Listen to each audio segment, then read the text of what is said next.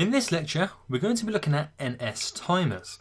And basically what NSTimers are is a kind of loop system that performs or triggers a void statement over and over again on a certain amount of time. Let's say you set it for 1 second. So every second that goes by, it will loop and trigger this void statement, and whatever's in this void statement will be triggered to perform over and over again until we say otherwise. And this can be created to do many things. As you'll see when we create more and more applications further on the course, we use NSTimers quite a bit. Now, how we're going to be exempling NSTimers in this lecture is by creating like a counter. We're going to be able to press a button and it's going to start counting upwards in a label, like 1, 2, 3, 4, and basically until we say stop. So we're going to give you an example of how NSTimers work. So what we're going to do is drag in a button and a label. Now our button is going to be what we use to trigger the NSTimer to start. So, and then I'll place a label underneath, and the label will display the NSTimer's results from within it. So if I just name this button, or rename it, start. I'll drag this down a little bit so you can see. And then what we're going to do before we jump into creating actions and outlets, we're going to jump into our viewcontroller.h. We can bring it up with the assistant editor. So make sure we select it on it. And before we add in our actions and outlets, we're going to create a parentheses or curly brackets and enter just after our UI view controller. And we're going to add in our two variables of an NSTimer and an int. Now the reason we add them in these brackets here is because it's inside and we're not adding the where we're placing the actions or adding an app property of an outlet, as we're creating the variables from within the brackets. So we do NSTimer space, making sure we got it right there, NSTimer space asterisk, and I simply call it timer. That's easy enough there. And we create an int, and we do the int the same, so we create an int, and this will be our count int.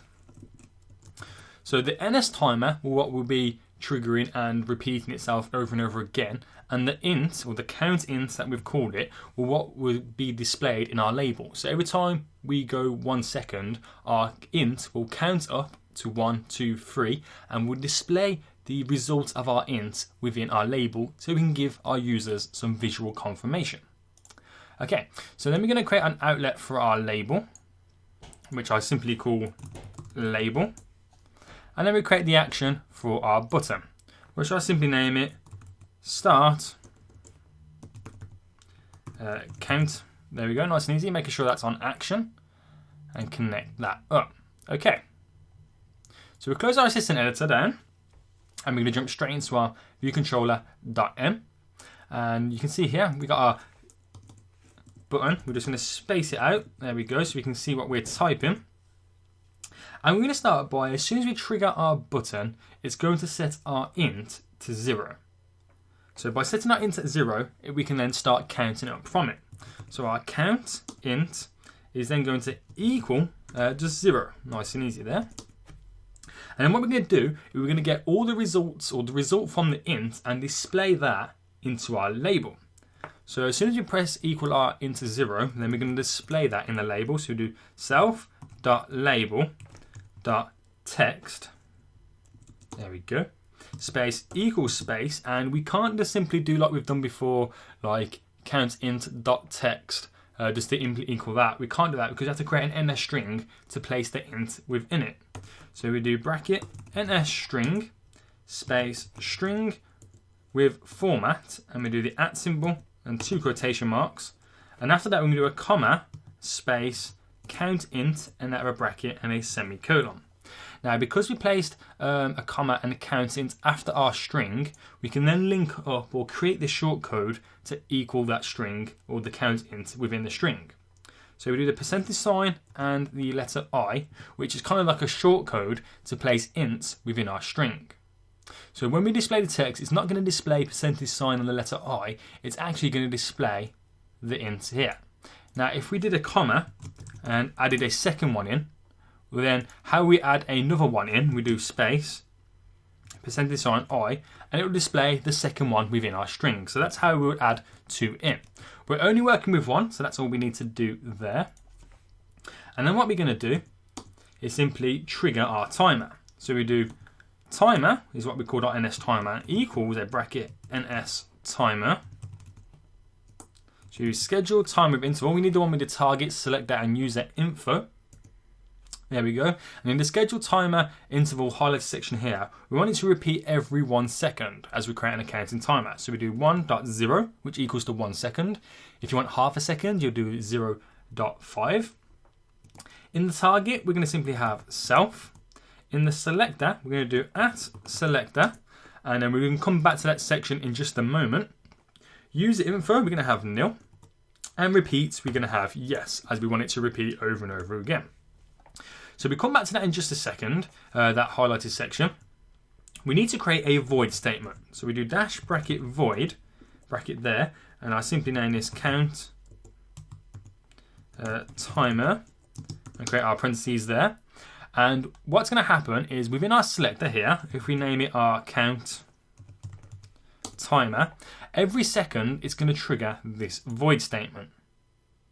So that's what's basically going to happen. And in this void statement, this is where we're going to get our int to count up 1, 2, 3, 4, which will create that counting timer.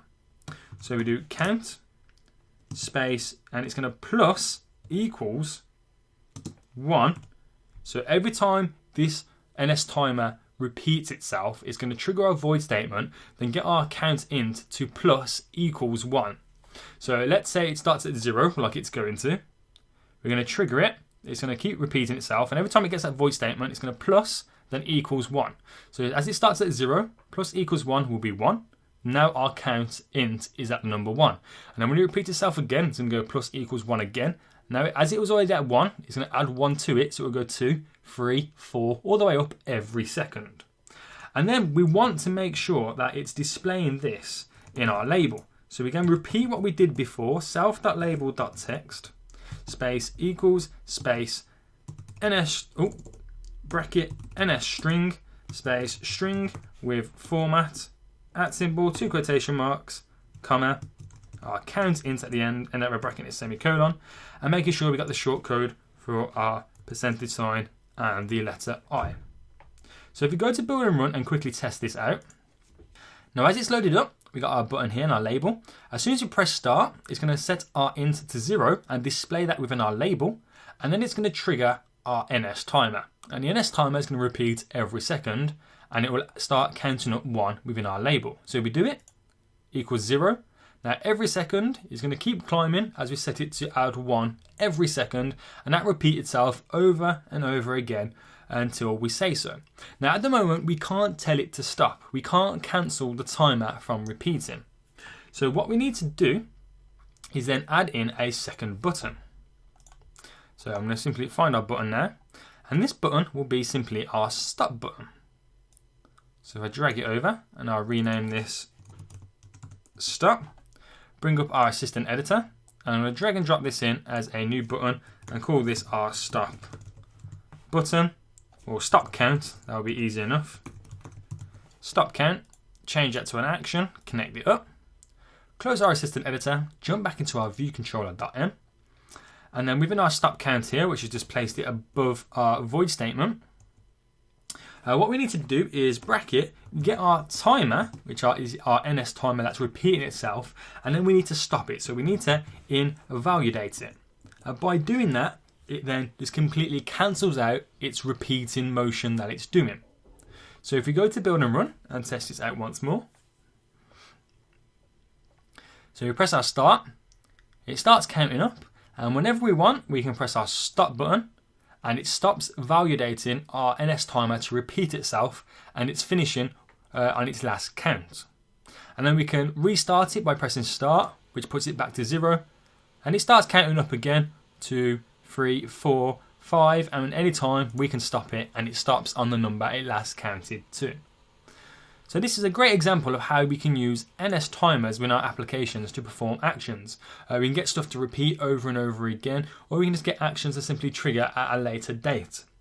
It's a great way, and it's a great basis for many applications, which you're going to see as we create further on in the course, where we use NSTimers more in depth to control such things as simple and basic games. In the next lecture, we're going to be using NSTimers in a different way. We're going to be using them to display time and date within our application.